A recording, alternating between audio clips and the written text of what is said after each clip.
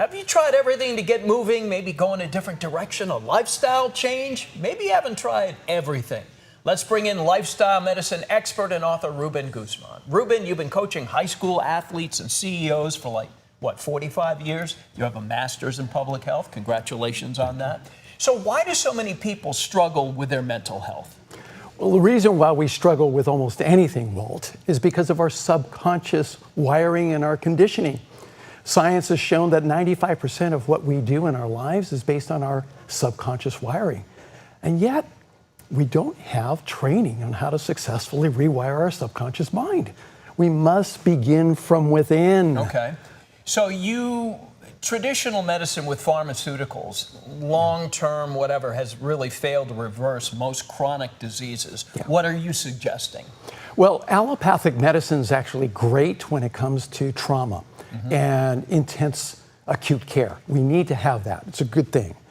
But when it comes to chronic conditions, whether it's diabetes or cancer or heart disease, allopathic medicine has been like a doctor coming into a kitchen and there's water on the floor, and the doctor grabs the mop and starts mopping the floor, never once thinking, where's the water coming from? Okay. So that's why it fails. It doesn't look at it. And when I was in medical school, we looked at being able to assess the patient's symptoms, diagnose, and then appropriately treat. But when it comes to chronic conditions, it's much more complicated than that. We need to look at the lifestyle factors. Okay, so why is lifestyle medicine so different? Well, the science of epigenetics shows that everything affects our central nervous system, which therefore affects our genetic expression.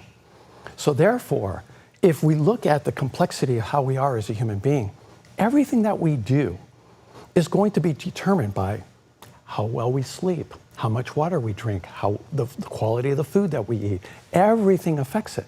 So lifestyle medicine is about being able to empower people to swing the pendulum from being too much in the state of the sympathetic state, the state of survival, and then move the pendulum over to the parasympathetic where we can actually thrive and the body heals itself. Okay, how do you empower people to do that? Well, it takes a behavioral approach, being able to actually teach people and empower people to influence them to change their lifestyle behaviors. It's not an easy task. It takes coaching, a lot of coaching. And people have to be willing to absorb this. Absolutely, they've got to be willing to be coachable. I mean, people who are resistant to coaching, guess what? No change. Give me an example of how this has worked. So one of my colleagues from medical school, Dr. Tuber, she called me up and she said, I've got a patient who has been struggling with his health for quite some time.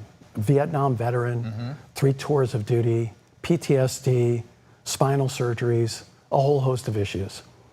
And he's starting to show cognitive decline due to early stage Alzheimer's. She said, I can't work with him, but I know you can. So I met with Ted and his wife, and I said, look, we're going to take a comprehensive approach. We're going to use the same approach that Dr. Dean Ornish used in his research study, and we're going to add to that, and we're going to change every aspect of your lifestyle. Now, they were willing to be coachable, and they were willing to make that dramatic change. That's the key. They had to be willing. They absolutely were. Right. And as a result, Ted has been able to restore his cognitive functioning, and he's a brilliant person, and he's a joke a minute. Okay, well, looks like it worked. Ruben Guzman, thank you for joining us today. Appreciate you coming in. Thank you.